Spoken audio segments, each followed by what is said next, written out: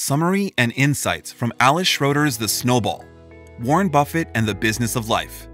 Number 1. Warren Buffett is an American investor, businessman, and the CEO of Berkshire Hathaway, an American multinational conglomerate holding company. According to Buffett, Balzac said that behind every great fortune lies a crime. That's not true at Berkshire. Number 2. Charles Munger was Buffett's business partner. They thought alike and had the same fascination with business as a puzzle worth spending a lifetime to solve. Both regarded rationality and honesty as the highest virtues. Quick impulses and self-delusion, in their view, were the major causes of mistakes. Number 3. Nearly all of Buffett's $30 billion plus, 99%, was invested in the stock of Berkshire Hathaway. To Buffett, the stock price represented an uncomplicated measure of his success. Number 4. John Buffett, the first known Buffett in the New World, was a weaver believed to be of French Huguenot descent. He fled to America in the 17th century to escape religious persecution and settled in Huntington, Long Island as a farmer. Number 4. The Buffetts were tradespeople, not members of the merchant or professional class, but as pioneer settlers of Omaha. They were exceedingly conscious of their place. Howard, Warren's father, was born in 1903. Number 5. At the University of Nebraska, Howard majored in journalism and worked at the college newspaper, the Daily Nebraskan, where he was able to combine the outsider's love of reporting on the activities of the powerful with the family fascination with politics. He married Layla Stahl, and they had Warren. Number 6. Politics, money, and philosophy were acceptable topics for dinner table discussion at the Buffett house, but feelings were not. Howard and Layla were notable for their lack of warmth. Nobody in the Buffett household said "I love you," and nobody tucked the children into bed with a kiss. Number 7. By the time Warren entered kindergarten, his hobbies and interests revolved around numbers. Around age 6, he became fascinated by the precision of measuring time in seconds and obsessed over numbers and watches. Number 8. Warren was a competitive, intelligent, and precocious child. He didn't like sports and physical activities. He cried easily if anyone was mean to him, and worked hard to be liked and to get along with others. Yet despite his cheerful demeanor, something about him struck his friends as lonely. Number 9. The first few cents Warren Buffett ever earned came from selling packs of chewing gum, and from the day he started selling, at 6 years of age, he showed an unyielding attitude towards his customers that revealed much about his later style. Number 10. Sitting on the stoop at his friend Stu Erickson's, Warren announced that he would be a millionaire by the time he reached age 35. He was sure he could do it. Number 11. Warren developed crushes on girls in his class, Dorothy Hume, then Chloe Ann Call, a striking blonde. Yet they were not interested in him. He seemed unable to make any headway at all with girls. His way of diverting himself from disappointment was making money. Number 12. President Franklin D. Roosevelt's death sent most of the country into deep mourning. As for Warren, the death of a president meant another way to make money. Newspapers put out special editions, and he hustled himself out to the street corner, distributing papers while everybody mourned. Number 13.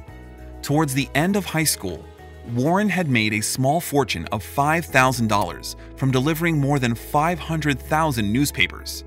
This money made up more than half his snowball. Rich as he was, however, Warren meant to keep that snowball rolling. Number 14. Warren looked up to Ben Graham with worship awe. He had read the Northern Pipeline story over and over when he was 10 years old, well before he understood who Benjamin Graham was in the investing world. Now at Columbia, he hoped to bond with his teacher. Number 15. Warren Buffett took a course with Dale Carnegie to make himself a better speaker and get more dates with women. He then started dating Miss Nebraska winner Vanita Brown in New York, and back home, he started talking to Susie Thompson, though she wasn't receptive at first. Eventually, Buffett and Susie fell in love, and married on April 19, 1952. They had their first daughter, Susan Alice, in 1953. Number 17. On May 1, 1956, Buffett started Buffett Associates Ltd., a partnership based on the Graham-Newman model, with 7 partners. It kept growing and achieved great success. He was thus able to buy his first house to accommodate his growing family. Number 18. By the end of 1960, he was richer than ever and becoming renowned for making his partners rich, including his outside investments, which totaled well over $500,000 by now. Buffett had become a millionaire at age 30. Number 19. Berkshire Hathaway was a textile company that Buffett had bought shares in so that he could later resell them for more.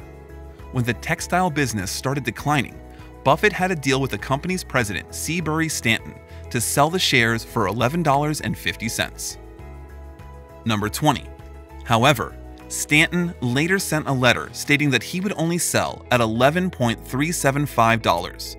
This infuriated Buffett because he thought they had a deal, so he decided, instead of selling his stock, he would buy as much of it as he could, just to spite Stanton.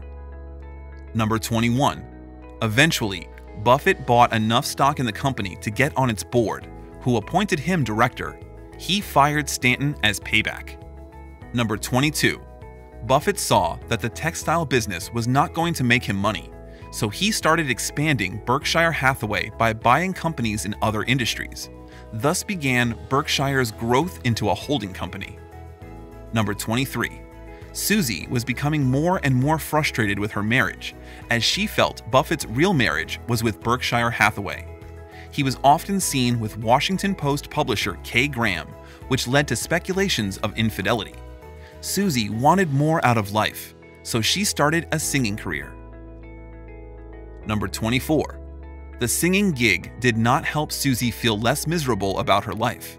She decided to leave Buffett and move to California alone and became involved with her tennis coach. Buffett was devastated, as he had not realized that he made her feel neglected and regretted this forever. Number 25. At 53, Buffett was thinking through issues of philanthropy and inheritance. The subject that visibly unnerved him was retirement. He joked about working after he was dead. Number 26. Buffett's star kept rising. In his presence, people felt like they were near greatness, and the press was constantly calling him. Berkshire stock took off on a meteoric streak, bursting past $10,000 a share. He was now worth $4.4 billion. Number 27. Susie was diagnosed with stage 3 oral cancer. It meant near certain death, and the family was absolutely devastated. Though they had grown apart over the years, Buffett decided to spend her last days with her as much as he could and take care of her. Number 28. On June 26, 2006, Buffett announced that he would give away 85% of his Berkshire Hathaway stock, worth $37 billion at the time, to a group of foundations over a number of years. No gift of this size has ever been made in the history of philanthropy. We hope you enjoyed the summary and insights from Alice Schroeder's The Snowball, Warren Buffett and the Business of Life. Smash the like button and subscribe to our channel. We are releasing new videos each week. This video is brought to you by InstaRead. Visit instaread.co to get more insights from this and thousands of other books. Use the code YouTube to get 10% off your subscription.